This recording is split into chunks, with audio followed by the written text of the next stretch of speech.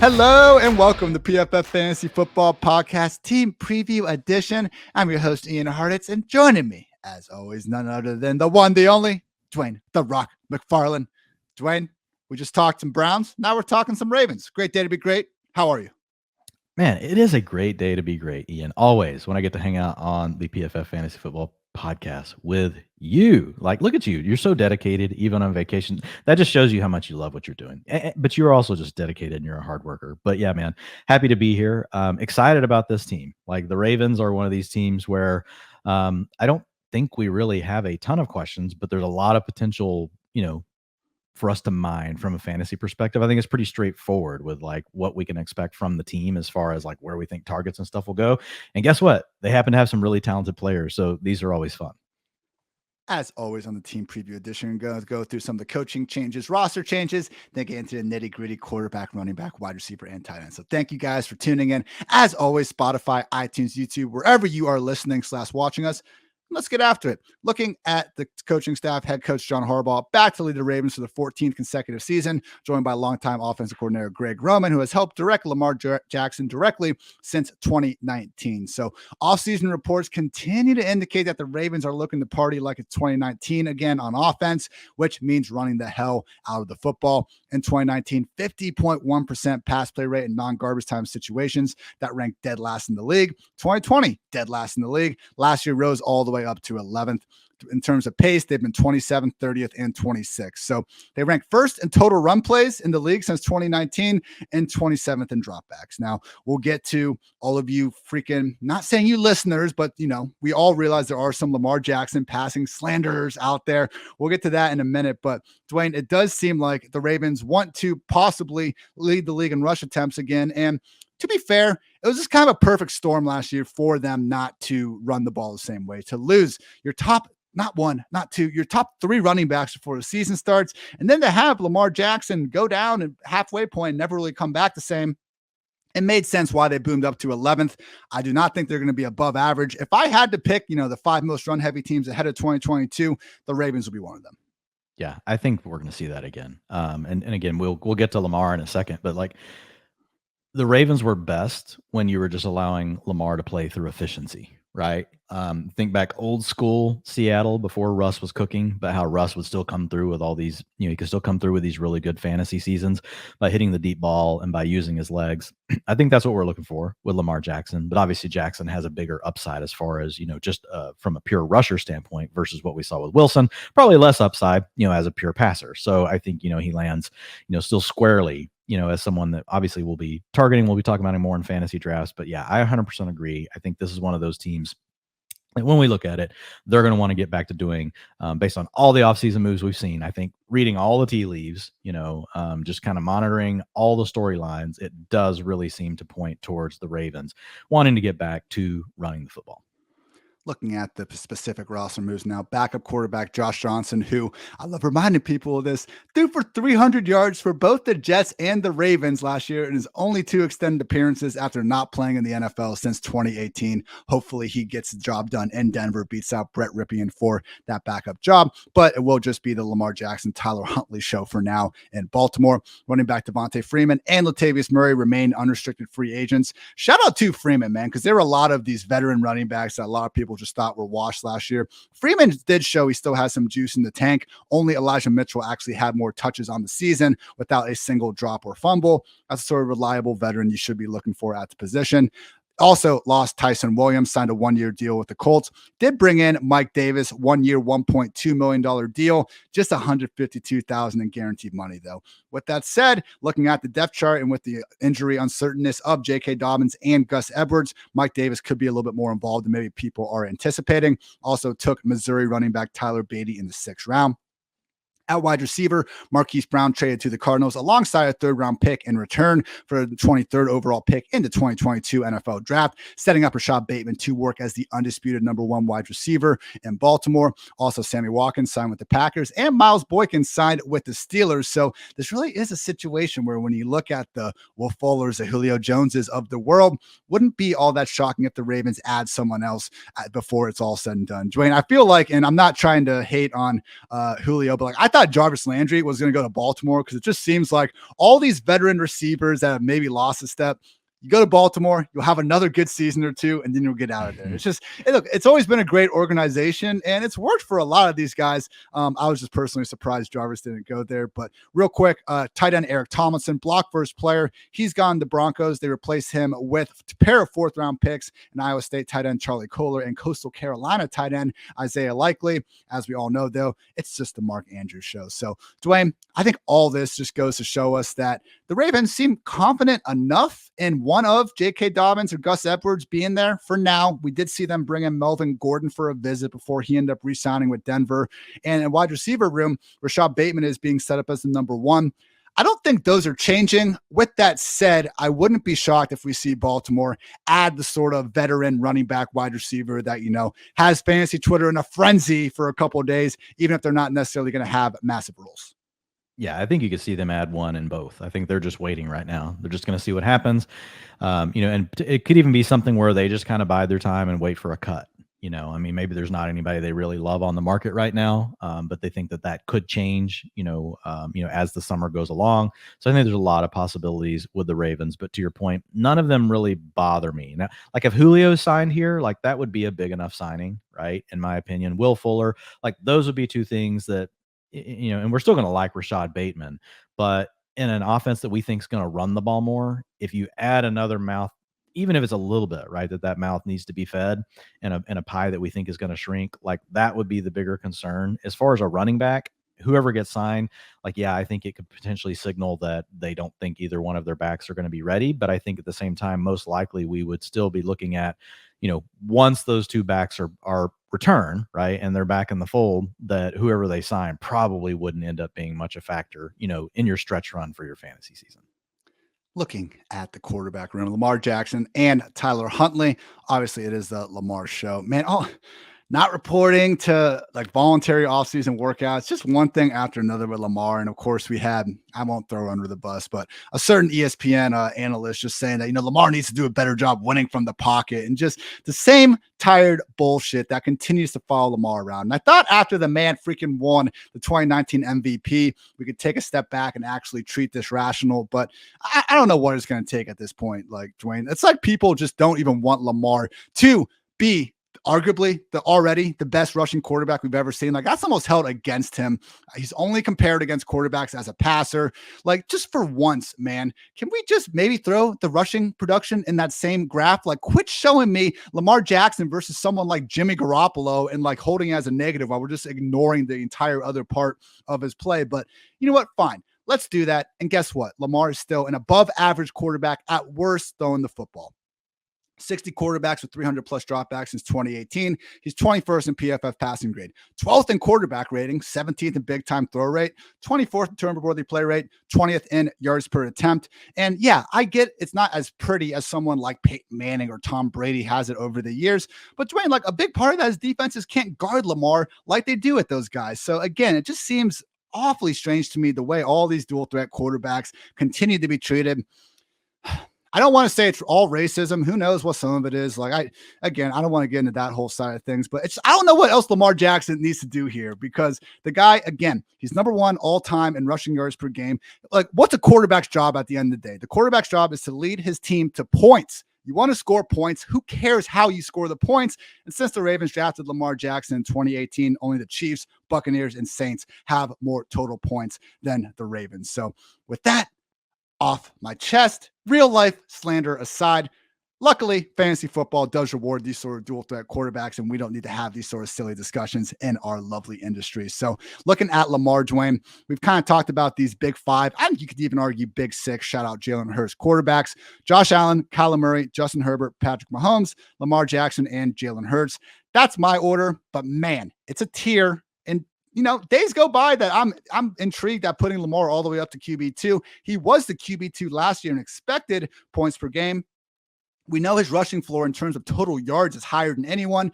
We haven't gotten to touchdowns yet, but I don't necessarily think that's an indictment on Lamar's ability to find the end zone. Maybe we are just a year away from getting those 10 plus rushing touchdowns. And the best fantasy quarterback we have ever seen for an entire season was 2019 Lamar Jackson. So, Dwayne, how do you kind of squeeze him into the top 6? Because again, luckily in fantasy football, we don't need to try to go under these arguments about whether or not he's an elite quarterback. We know he is, but how elite is he in order to take ahead of guys like Mahomes, Herbert, and Kyler? Yeah, I mean, it's obviously just the rushing floor that boosts him way up the ranks. I mean, I have him as my QB3. But he can't make the rank above, which is Josh Allen and Kyler Murray in my tier 1. And it's because a lot of the things I know that we don't really have to dig into because it's fantasy and the rushing volume is so high, but he's just not the same passer as Josh Allen or Kyler Murray, right? He's not the same passer as Justin Herbert or Patrick Mahomes. But the fact that if you have to pick one player off of our list of quarterbacks here and say, okay, if I had to choose the quarterback that I think is the safest bet to reach 1,000 yards rushing in the season, it's easily Lamar Jackson. Like, that has to be your pick. And that alone means that he needs to be in your top 6 quarterbacks at a minimum. If you want to move him around, and I think you have Justin Herbert a spot above him. I can't remember if you have Mahomes a spot ahead. And I think those are fine. But But I think it's fine. I think there's enough with Herbert to make that argument, and I have them in the same tier. But at the end of the day, it's just really all about the rushing prowess. I am at this point, like, I don't put him in the same range as Kyler just because we've seen so much more as a passer from Kyler Murray. And a lot of it does come back to some of these things. Like, I mean, we've just seen his passing grade go down every year, 85.3, 76.9, 65.9. Touchdowns per attempt went from 9% to 6.9% to 4.2%. Interceptions per attempt have gone up every single year. And really, like, again, in all scenarios, against pressure, against blitzes, across the board, like Lamar Jackson has regressed, but he's also battled injuries. And sometimes, it's still we still have a short sample on Lamar Jackson. He probably won't ever be an elite passer, but at the end of the day, like, the rushing is really all that matters. And he plays in an offense where we know they're willing to really scheme that up and design those things for him. And so with a young player like Rashod Bateman getting to play on the outside and elite tight end on the inside, the bind that can put, opposing defenses in, like, I think there's still the possibility that we get back to Lamar being more of, like, somewhere around like 6% being touchdowns per passing attempt. And we don't see that high for most quarterbacks. Like, it's tough to even get to a 6% like he was in his third year. He's at 6.9%. And the year he went bonkers, it was a 9% touchdown per attempt rate, which is not sustainable. But I think we'd see him get back to like around a 6% in a healthy season. And it's just, man, you have to really try hard to push him outside of your top 5. Yeah. So I think it's just a player that, you get plenty of upside with him. Does he have the elite passing upside as the other guys? No, but he could score 10 rushing touchdowns. He could score 12 rushing touchdowns. Like, there's just such a huge range, or his high end range of outcomes as far as rushing touchdowns is just so high to go along with the yardage. It's something you just don't have to overthink. Lamar's in 2020, Lamar scored more fantasy points from rushing than Ezekiel Elliott did from rushing. Like, that's how absurd it is. If he had not gotten hurt last year, he would own 4 of the top 5 seasons from the quarterback position ever in terms of total rush attempts. Like, it just really, even Mike, like, that's fine if it's, I'm not trying to throw Mike Vick under the bus or anything like this, but like, in terms of productiveness, like, it just really hasn't been close. Rushing yards per game at 62.3 for Lamar versus 42.7 for Mike. Completely different eras and stuff. Like, oh man, imagine like Mike Vick actually getting to play in an offense that kind of used him on the ground like Lamar, not just scrambling around all the time. So not in any way trying. I hate when we got to kind of compare players across eras like this. It's a compliment to Lamar, not trying to disparage Mike Vick by any stretch. So yeah, man. The one problem, Dwain, we talked about Mark Andrews in the past and about how, we are on him in the second round and all that. It's so tough to get Andrews, Lamar, and Bateman because Lamar and Bateman are going right next to each other basically in the 5th round. Impossible to complete kind of that wide receiver 1, QB1 stack. I personally just find myself continuing to wait a little bit longer and go Kyler Murray, who continues to go 10 picks after Lamar, kind of, in my opinion, inexplicably over Underdog Fantasy. But again, it's, as we've kind of talked about, we talked about on the Browns podcast about the giant, tight end 2 tier and also the kind of the wide receiver 2 tier over the course of these team previews. I think there is a case to be made for these top 6 quarterbacks. Just take the cheapest one that falls. Yeah, I think that's the easy way to think about it. And it's not just that, right? It's just really that Kyler Murray is the guy that could throw for 5,000 and rush for 1,000. There really isn't another one. Like there's not a carbon copy of him. No. Now there's different ways to get to fantasy points, right? To your point, any one of the top 5 could really end up being the number 1 quarterback. So yeah, I love Lamar, and it's not really that hard to stack him with Mark Andrews, depending on the format you're playing in. Like FFPC, it may get a little bit tougher based on the way, because you're playing in 1.5 point PPR. So tight end premium, for the tight ends. So that can be a little more difficult because of where they both go. But like getting Lamar like over on DraftKings plus, getting him with Mark Andrews is really, it's doable. It's also doable over on, Underdog.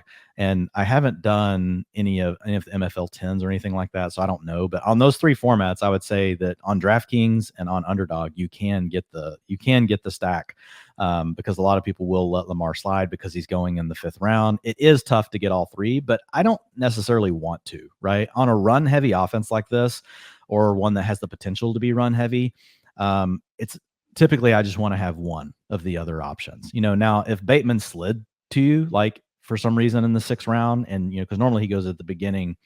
Bateman right now, is typically going into 5th, early 6th round in a lot of these drafts. So if that's happening and you can't get him, it's fine. If he slides back to you and you want to mix in a team or two where you have all 3, I think that's fine. But my style usually on a run heavy offense, I just want to stack the quarterback with one of the other players, and then kind of go elsewhere for the other stacks, maybe with my QB2 on the team. Looking ahead at the running back room, J.K. Dobbins, Gus Edwards, Mike Davis, Tyler Beatty, and Justice Hill still hanging around. Talked to Dr. Evan Porras on the Monday edition of this podcast earlier this week, and basically Dobbins does seem a little bit further behind in his recovery from the ACL injury because he did have additional ligament damage. Gus Edwards also isn't exactly looking like a sure thing for week 1, and the other problem with Edwards is that he is older than Dobbins, obviously, he doesn't have the same sort of draft capital, like ridiculously high-end athleticism that Edwin associates a lot of times with the best ability to recover from these ACL injuries. So that's kind of the concern there for Gus and Dobbins. But the thing is, man, the disparity, like that is all being kind of baked into Edwards' ADP. I'm not so sure it is with Dobbins. And Edwards is just one of these guys that people want to act like he doesn't exist, man. If you look at what happened in 2020, Mark Ingram was essentially phased out of the offense by week 8. He still had some carries here or there. In week 12, he had to play when Dobbins missed COVID. But looking basically at an 11-game sample we had in the second half of 2020, where it was J.K. Dobbins RB1, Gus Edwards RB2. In this stretch, Dobbins had 53% of the snaps. Gus had 33%. But man, 128 rush attempts to 105 rush attempts, 16 targets to just 10 targets. So yeah, Dobbins was the lead back, but just 29 additional carries and targets in that 11-game sample. I don't think it's going away, man. Like they did give Edwards not a huge contract, but enough of a multi-year deal to think that he's going to hang around. And why wouldn't they give him the ball? Gus Edwards is really good at football. I don't know why it's just so hard for people to admit. The funny kind of joke we've had going on in my tweets about it is that if he had like a hyphen in his last name or he just had a cooler sounding name, the guy'd be going rounds ahead. But because it's just Gus Edwards, other than the cool, Photoshop of his head on a bus, like there just isn't much going for him in, this modern era of social media. So I hear it. Dobbins is awesome. 6 yards per carry in 2020. Only other guys to do that since 2010, Jamal Charles, Rashod Penny, Alvin Kamara, Adrian Peterson, and CJ Spiller. How about Gus Edwards, averaging at least 5 yards per carry in each of his first 3 career seasons? The only other running back since 2000 to reach that threshold at least 3 times with a minimum 100 carries, Jamal Charles, Nick Chubb, D'Angelo Williams, LaShawn McCoy, Brandon Jacobs, and Tiki Barber. Like, I just think that, J.K. Dobbins and Gus Edwards, if they make the same exact play, we're just overhyping it more with Dobbins. And due to this injury stuff going on, man, for the life of me, I cannot figure out why J.K. is continuing to go as basically a top 20 running back in fantasy, depending on the kind of platform you're looking at, because we know we aren't getting targets. I'm sure we'll get a report from Baltimore at some point in July about them wanting to use the running backs more in the passing game. But we've talked in the past about scrambling quarterbacks like Lamar. They don't check down. They scramble, as they probably should. You're Lamar Jackson. Use your legs. And when you're around the goal line, Lamar seems to be just as much of a threat to score as Dobbins or Gus Edwards. Everyone always wants to come back to the Mark Ingram RB1 season. And yeah, we know it's possible, but are we really expecting, either of these guys to score 15 touchdowns on only 228 touches? I'm not. So Dobbins, there's not enough being baked into his injury right now. There's a good chance it seems like that he starts the year on the pup. I am far more willing to take Gus Edwards in the 14th round or later in these drafts. I have not taken J.K. Dobbins once so far. How do you feel about the situation, Dwain? Yeah, I don't have any. I have one J.K. Dobbins share. I think it was actually on the live draft on Underdog with you and Nathan Yonke. He just slid like 20 spots past ADP. But that was the only way that I would really gain any kind of exposure. Based on everything that I'm hearing, he's really just a name to avoid. I probably need to move him further down the ranks. I'm doing another refresh later this week. So that's probably something that I'm going to do with Dobbins. But I'm to your point, I can't believe that his ADP hasn't dipped. He's still sitting there right now. I'm looking at Underdog today, and it is running back 21.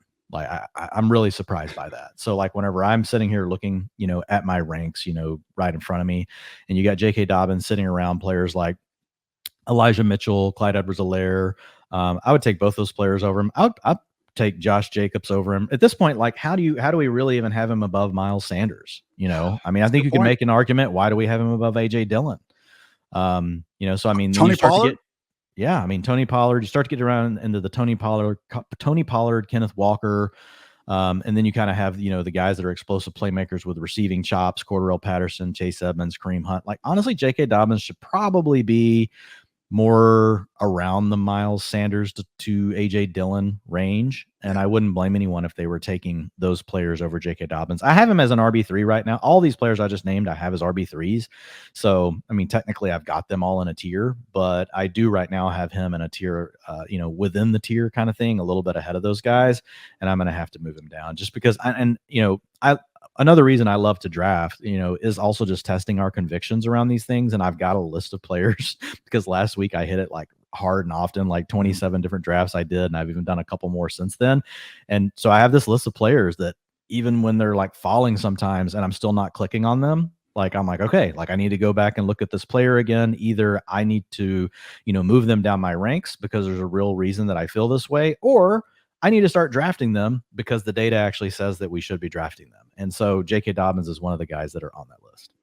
And he's going to need to be as good as he was in 2020 for him to kind of meet where he's being drafted right now. I went ahead yesterday. I took some of our expected points and got a cool little pivot table thing going on. I basically did it by team over the past 2 years to see like what backfields have had the most expected points. And at the top, Saints, Washington, which is so sad, but that's because JD McKissic gets so many freaking targets that if we could ever condense them into one person, it'd be great. But yeah, Saints, Washington, Chargers, the Colts, or the Buccaneers. Those are your top 5 teams. The bottom 5 teams in terms of total backfield expected points: Ravens, Jaguars, Giants, Bills, and Texans. Now, you can look at the Jaguars and Giants and kind of write off like, okay, they've been terrible teams. That's why they don't have many expected points. That's fine.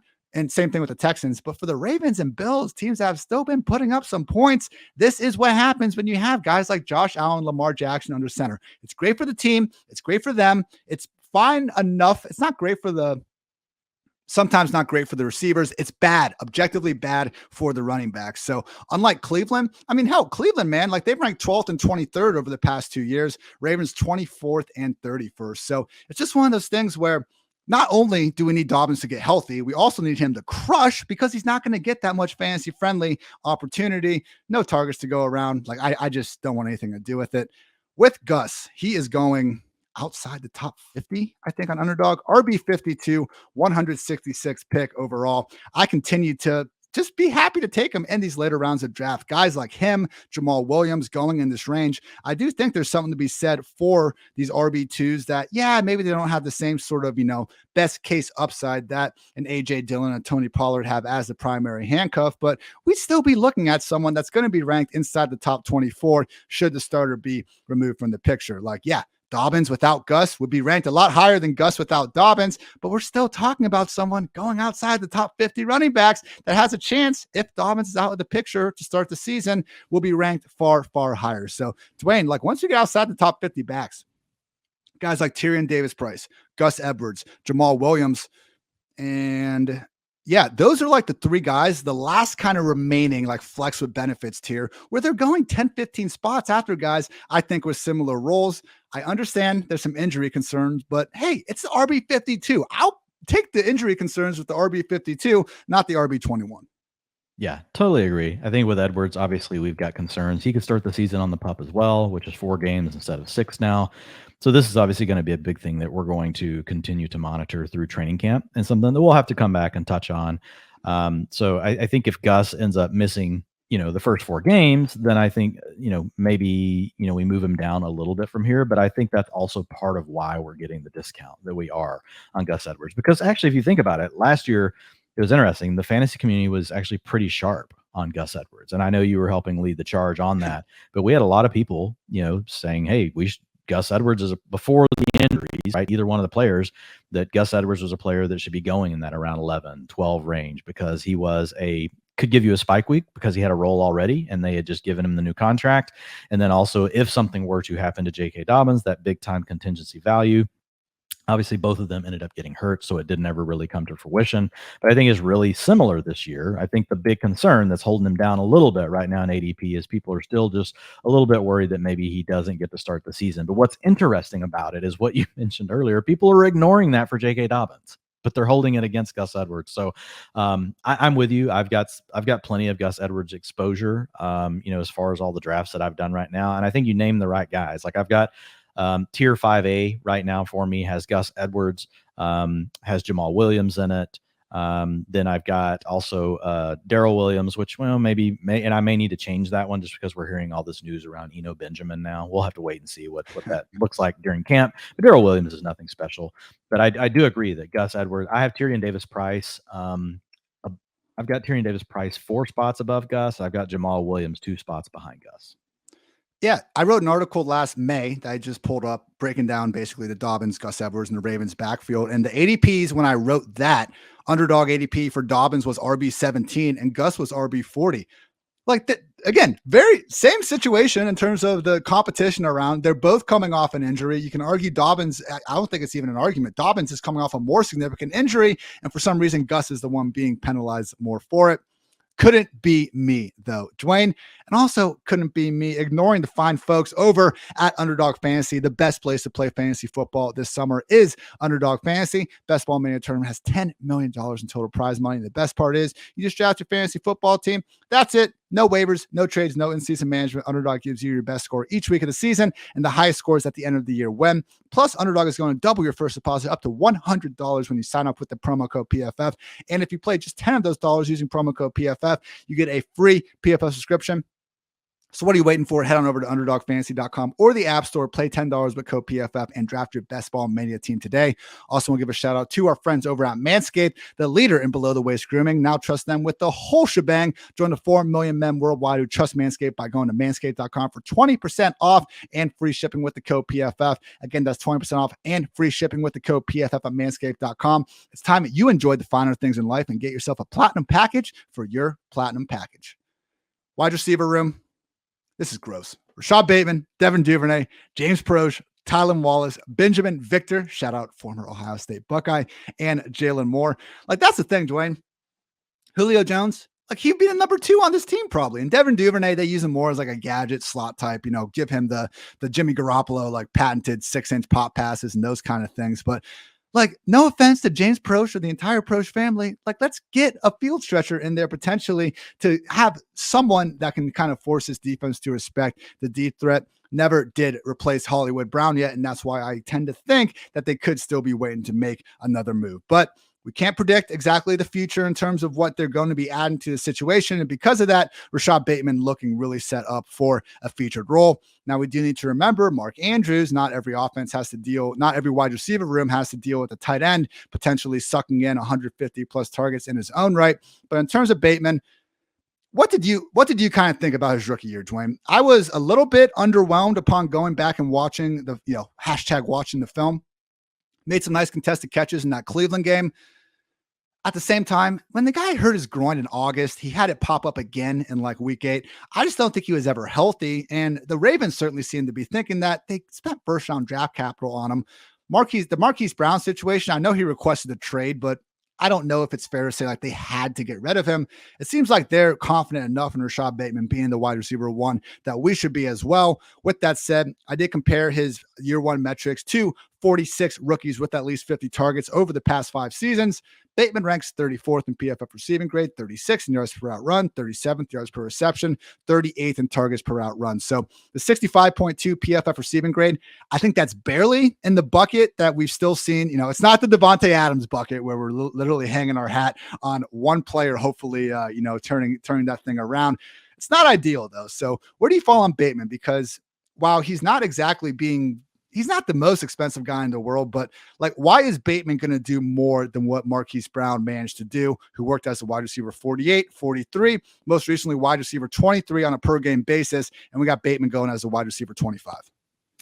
Yeah. I think people are just getting like the Bateman hype now is like getting a tad out of control. And so I'm basically only drafting Bateman now when he falls past ADP. And I moved him up in my ranks because ADP, and I use ADP as kind of an anchor to help make sure, that it's not just about having the things in right order, but allowing people to actually draft the best team possible. Right. So ADP has somehow got to bake into what you're doing, in my opinion, to really help someone have a shot at drafting the best fantasy football team.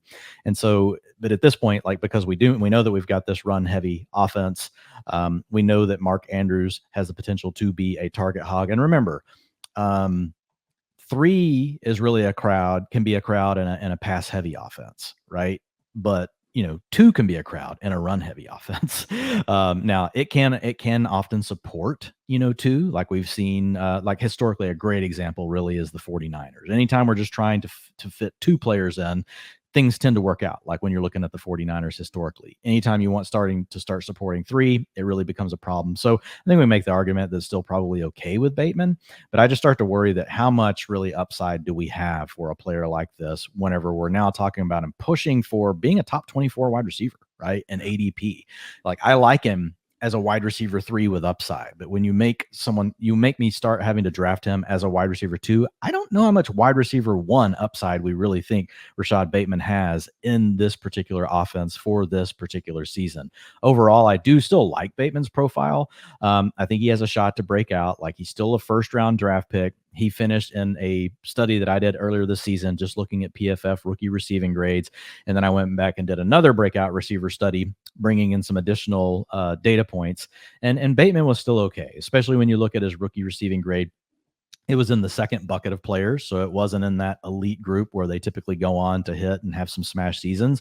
But whenever you pair the fact that he has the first round draft capital and he had a PFF receiving grade over 65, which was the threshold you needed to be in group 2, 90% of those players have gone on to have a top 24 season in either season 2 or season 3. So that could very well be, Bateman this year. My only concern with Bateman now is what I mentioned, Ian. I think we're starting to draft him not at his complete ceiling, but we're just not leaving ourselves much room for error, right? I maybe Bateman could have a wide receiver 1 overall season. But I think for that to play out, like we would need to see the Ravens drop back and throw the ball more again, right? And look, weird things happen in a fantasy season. Like last year, we would have never thought that the Ravens would all of a sudden have to throw the ball more. There's a lot of things that could make them have to throw the ball more again in this season. And if that plays out, I think that's where you could start to get some upside from Bateman. My big concern though is Mark Andrews is going to take a lot. He's going to take away a lot of the targets. And so he's still the player. And obviously he goes ahead of Bateman. You got to take him in round 2, even in a non-tight end premium type format, if you want to get your hands on Mark Andrews, whereas Rashod Bateman, you're getting in round 5. So like he's right there borderline for me now. Like I'm fine with him, but typically I am waiting for him to fall past ADP before I'm, trying to acquire his services at this point with where his ADP's at. Looking at the kind of group of wide receivers going right around him, I'm with you where I'm not in a position where I want to fade Bateman. I can see the breakout coming. Matt Harmon just all over the guy, great things. And there's always excellent reception perception work to be said about Bateman. So Dwain, we do a bunch of drafts, definitely going to have some with Rashod Bateman, but if you're only doing one draft and we got to pick between these guys, Rashod Bateman versus Gabriel Davis. Only doing one draft. I have Bateman one spot ahead. I have him in the same tier. I think I would still take Bateman, because I'm going to bet on the talent profile over just the offense. Because I think this is a great example of where you truly are saying, okay, one player's in a great situation. Their comps are not great. Like, Gabriel Davis, like when you look at the comp list of players, with his draft capital and that have had the seasons he's had, like it's not real pretty. There's a lot of misses. There's a few hits. Like when you look at Bateman's, we just told you 90% of the time, those receivers go on to have a wide receiver 2 season, within the next 2 seasons. They're in the top 24. So I would still lean to Bateman, but I literally have them ranked back to back 27 and 28. Because the beauty of Gabe Davis is, and here's what would be the argument for Davis, and you tell me where you land in. The beauty of Gabe Davis is the fact that even if he doesn't improve, if he just gets to be on the field, and we've talked about this some in the past, so I won't belabor it, but if he's out there for 80% of the routes, last year to begin the season, until week 12, he never saw more than 30% of the routes. This year, Gabe Davis is going to see 80 to 90% of the routes. I think it's going to be hard for him to not see 90%. On that alone, even if he doesn't improve and he only sticks with his 18% targets per route run, he's going to be a high-end wide receiver 3. And if he somehow takes a step forward, right, which is in his range of outcomes, we can't just say that he never would. If he takes a step forward, I think his boom season, the ceiling is bigger. So I think the floor with Gabe Davis is probably lower. I think the ceiling with Gabe Davis is higher. Rashod Bateman, I'm much more comfortable saying in the next 2 years, he's going to be a top 24 receiver. If you made me choose between the two and I had to put $5,000 down, Dwain, you have to choose right now in the next 2 years, which of these two players is going to be a top 24 receiver. I'd say it's Rashod Bateman. If you make me tell you which one has the highest upside this season, I think it's Gabriel Davis. I would take Gabriel Davis, and we've seen with similar situations like this, you do tend to lead a little bit more with the talent. I kind of look a little more at the offensive environment, but just like you, I have them ranked right next to each other. So not trying to call you a crazy person by any stretch of the imagination, but I really do think there's something to be said for Baltimore is going to add another wide receiver. I refuse to believe they're entering this year with James freaking Proche as a top 3 wide receiver in the offense. And I think if they are going to add someone of substance, that will be enough to knock Bateman down just a tad. But some other guys around this range. Rashod Bateman versus Allen Robinson.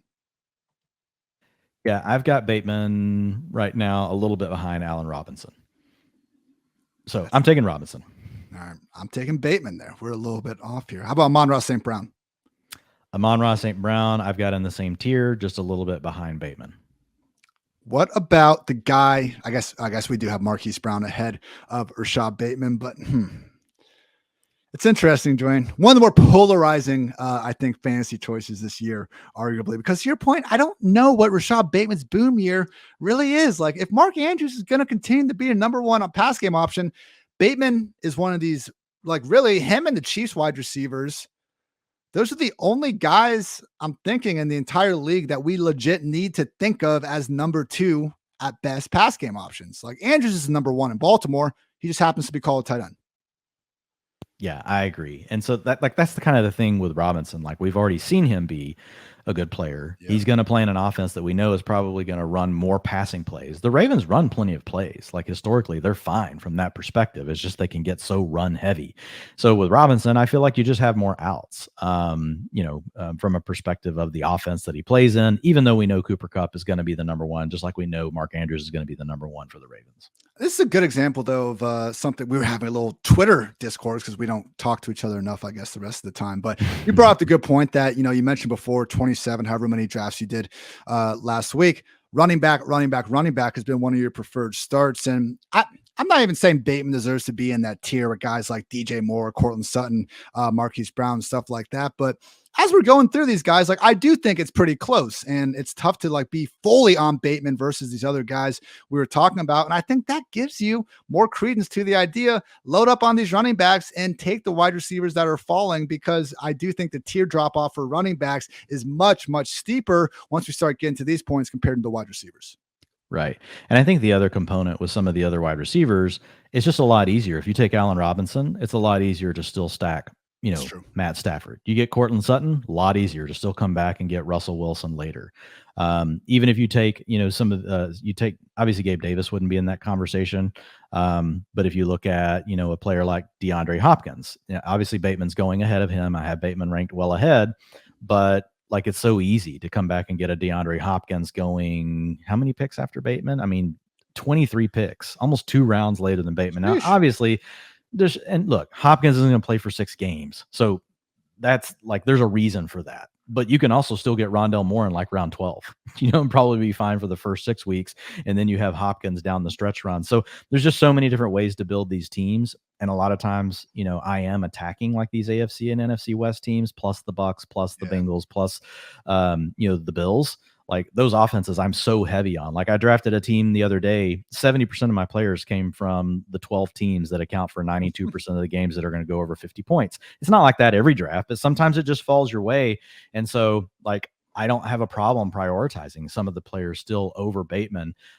So again, like Bateman has slid to me several times, and that's mostly how I've gotten my exposure. I was taking him at ADP, but as it continues to climb, like he's one of the players I do worry is starting to get a little bit too steamed. Looking at the other options, Devin Duvernay, 73 targets in 32 games over the past 2 seasons. Proche has 23 targets in 28 games. Tylan Wallace just 6 pass game opportunities last year, despite basically everyone other than Hollywood being banged up at one point or another. I've taken Duvernay in a couple drafts, I think in the very last round. I don't even feel really that good about that. Do you want anything to do with these guys? I only do it when I have Jackson, and it's my last exactly. Pick. And I've only done it.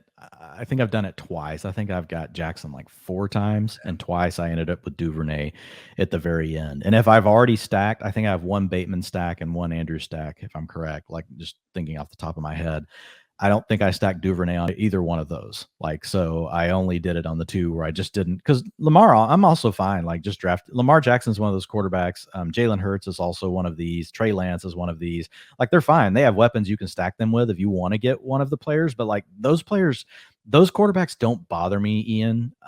If for some reason I don't get to stack them, right? Because there's so much value in their ability to run the ball. You could even argue with Kyler Murray, right? That is fine if for some reason you don't come away with a stack. And that's one of the beauties of some of these quarterbacks like Lamar, like Kyler Murray, like Jalen Hurts. If for some reason everybody just snipes all your stacks, you're still okay going with the player naked just because they are so good in the run game. And that's where a lot of their value comes from. And at the end of the day, I don't think Kyler's in this bucket, but the other running quarterbacks, again, I just don't typically want to roster 2 of their pass receiving options. So Julio Jones and Will Fuller, to a lesser extent, OBJ, he's just going to be hurt for so long. So I don't think that he deserves to necessarily be in the same tier as Julio and Fuller. But both these guys are going outside the top 80 wide receivers over at Underdog Fantasy. To me, Dwain, it seems like the 3 teams, as I'm looking through all the squads right now, that seem most likely to add a wide receiver that would start right away in 3 wide receiver sets, Fuller or Julio. The Ravens, the Colts, or the Packers, I think, are probably the top 3 there. Ravens would be the worst one of those 3, and I don't think that's too tough to say. But even then, man, we'd be taking them ahead of wide receiver 80 where they're going right now, but it wouldn't be great if they land up in Baltimore. Yeah, and it would be just enough to potentially take some of the edge, right, off of Rashod Bateman, especially at the current ADP. And I agree. Like, that's one of the teams that are very likely. Like, if it was Odell Beckham Jr., I wouldn't worry as much because Bateman could just establish himself, right? So staunchly by the time that Beckham came back. Like, if Bateman's just been balling the whole season, it's not going to matter when Odell Beckham Jr. gets back. Like, he would be fine. But Julio, Will Fuller, those would be, enough like that. And I think Rashod Bateman's ADP would come down if they sign either one of those players, which would probably be fine because then we would still be able to draft him, right? We would still be okay drafting him. But to the point, like right now, how high you have to take him, like it's a little bit risky, with Bateman, even though we really do like the profile of the young player. Tight end, Mark Andrews, Nick Boyle, Charlie Kohler, Isaiah Likely, obviously the Mark Andrews show, 153 targets last year, previous career high, just 98. Accordingly, career high marks in receptions, 107, and receiving yards at 1,361, just missed the double-digit touchdown mark. So I think I've seen some people question whether we can really get behind Andrews here because he did have a lot of success without Lamar under center, and he did. I mean, weeks 14 through 16, went for 11 catches, over $150 and a score, 10 catches, 136 yards, 2 touchdowns, 8 catches, 125 yards and a score with a combination of Huntley and Josh Johnson under center. But man, even in weeks 1 through 13 with Lamar, we're still talking about the overall PPR tight end 2 behind only Travis Kelce. You look at Andrews since coming into the league, top 3 tight end in PFF receiving grade, yards per route run and targets per route run. we don't need more than one hand, probably not more than a few fingers to count the number of better tight ends than Mark Andrews. And Dwain, like even putting that aside, even if Mark Andrews wasn't good, which is not true, he is objectively a freaking monster. The potential targets at hand, like I don't think there's anyone else you can put ahead of him. Right now in our PFF projections, we have Travis Kelce going for 143 targets, Mark Andrews 137. The next tier is George Kittle at 113 and Kyle Pitts at 111. I have Kelce as the number one tight end, losing Tyreek Hill. Yeah, I mean, it's tough to get away from Kelce as the number one. Mark Andrews, number two, but I am really fine taking Andrews where he's going right now in drafts, basically because of what we just talked about with that wide receiver 2 range. Like once we kind of get to Andrews, yeah, we might be missing out on some guys like Higgins, Debo, the Chargers wide receivers, but there's a chance you can even get one of those guys falling into the early parts of round 3s when you're taking Andrews ahead of guys like DeAndre Swift, Joe Mixon, Javonte. Again, it's not ideal, but I think there's enough value, still enough elite value, I should say, at running back and wide receiver in the early parts of round 3 to get away with taking Andrews in round 2. And just as we kind of are giving Kelce a nice bump for losing Tyreek Hill, I think Andrews probably deserves that same minor bump from losing Hollywood Brown. Where are you comfortable taking Andrews? I have him right now as my 17th player overall. Yeah, I have Andrews as my number 2 tight end. As far as my overall ranks go, hang on one second. Like he's inside my top 20 for sure. But he's a player I've been thinking a lot about though, because with what's going on in Tampa with Mike Evans, with Gronk now gone, we know Godwin's going to start the year slow. I know we've talked about Evans and I have some red flags around him, but at this point, it's like, I'm not taking Mark Andrews over Mike Evans, because if and you've talked about it with Mike Evans' his ability to score touchdowns. I wouldn't either. I'm not taking Mark Andrews over Saquon Barkley. I'm a 25-year-old every down back, not doing it. Probably not going to take him over Leonard Fournette. Probably not going to take him. Actually, I should just look like it where I've got him right now. Make things a lot easier. I think that's all fair. I have him right next. I've got Andrews 18 right now. So I think that's good. Yeah, hold on. It just Aaron Jones, like DeAndre Swift and Mixon. That's kind of like when we start having to ask the questions, I think. And then the T Higgins, Debo's of the world. That seems to be so. We're right there in that same spot. I'd agree. I probably should put Saquon one spot ahead of him. Tight end or overall 17, 18. That seems to be a sweet spot. Yeah, so I've got him right there with Debo. I've got DeAndre Swift and Aaron Jones above him, but close. Joe Mixon's above him. Here's the deal. I'm going to get some exposure to Andrews, and I don't think you have to force it because I've again, this is over the last 27 drafts I've done. This is not like a complete sample. This is not like thousands of drafts. But I've noticed that like he will slide. It just depends on the draft you're in. Like seems like he's kind of got a wide range, where he could go really high. Somebody's super excited about him, goes at the beginning of the second round. But I've seen him make it into the early third round, like several times. So the further he slides, like the more likely it is that that's when I'll gain my exposure, to Andrews. But if it's somebody that you want to be even to exposure versus the field or even slightly over, to your point, like the profile is so good. Like when you just look at it, the only thing that has ever held Mark Andrews back has been getting to be out there for enough routes. Like, so if you looked at him, in his early career, 45%, 58%, and 71% of the time, he was on the field when the Ravens were running a pass play. In 2021, that got to 84%, which is elite. So now all the targets per route run, all that elite stuff that had already been there, and now you add into the mix that he's actually getting to be on the field over 80% of the time when the team drop backs to pass. Like it's tough to see a way that Andrews doesn't finish in the top 3 tight ends because like just thinking through like the roster construction of the Ravens, like how can they not have Mark Andrews out there at least 80% of the time? Like, I just don't think there's a way that they can afford to have him off the field. I think the way he basically is going to be getting breathers now is a lot of times just when they know for sure they want to run the ball and let him just get off the field for a few minutes, which we don't care. We don't even care if a tight end's on the field really that much on a run play. You are going to lose a few passing snaps because it's the chance to audible at the line, that kind of thing. But man, 33% of his team's target share in the end zone. There's just too many, and he's explosive. Like he can break the big play from anywhere. He can stretch the seam. He can run after the catch. He's one of these players. He has a lot of outs. Like he's going to be the main guy on his team. He can get to you deep. He can run after the catch. He gets targeted a ton in the end zone. It's just going to be really hard for Mark Andrews to miss. Even if our target projection's a little lofty and it comes down to the Kyle Pitts, George Kittle range, yeah, exactly. He can still make plenty out of that, still return that top 3 value. I went to look at my tight end exposure over at Underdog Fantasy, and he is my 5th highest owned tight end.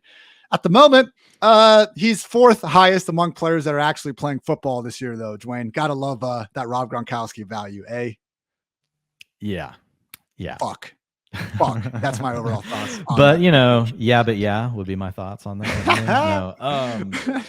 Look, with Gronk, look, I think the process. I know this is the funny part, right? The process was right as his entire family left him behind. And here's the beauty. I will say with Gronk, we were pretty much saying, look, don't like go into the season like with Gronk as your only player, especially in best ball. Like we were actually encouraging, like, take 3. You were even saying, hey, well, Cameron Brate, you can take him with your last pick, like if you're really worried about it. So there was some insurance there, but look, it's the way it worked out, and who knows, maybe we'll still see Gronk this season. But yeah, looking at Andrews, definitely, one of these elite tight ends. I don't think we have to talk about it anymore. Number 1 target on this team. Quickly rehashing everything we just talked about, Lamar Jackson, anyone's idea of a top 6 quarterback. Dwayne has him QB3. The more I think about it, I am thinking about moving him up from 5 to 3 myself. At running back, concerns for both Dobbins and Gus Edwards. The difference is one of them, you have to eat those concerns as a legit top 4, top 5 round pick. The other one is available, into rounds like 14 and 15. Because of that, we are largely out on Dobbins until we get better news on his medicals. Gus Edwards is a fine late round dart. Wide receiver, pretty much around consensus on Rashod Bateman. Just, keep in mind that maybe that ceiling for this year isn't going to be the highest based on this likely run heavy offense. Don't care about any of the other wide receivers unless you want to throw a final round dart at Devin Duvernay to complete that Lamar stack.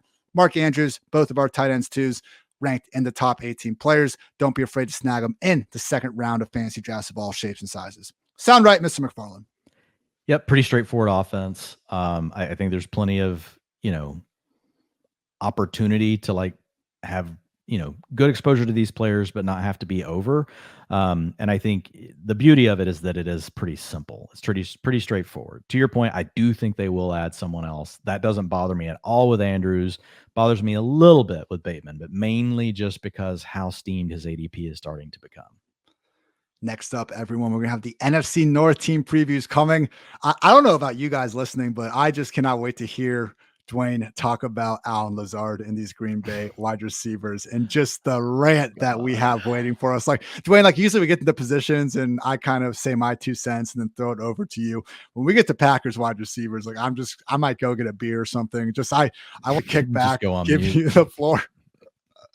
And go from there. But yes, we're going to have one more week of team previews, and then we're going full on redraft mode. Probably going to go down to 3 or 4 episodes per week. So not too much different, but really just want to focus more so now on the strategy, get some more guests on the podcast, because we spent, again, a lot of freaking time going through player by player, team by team, getting our thoughts on that.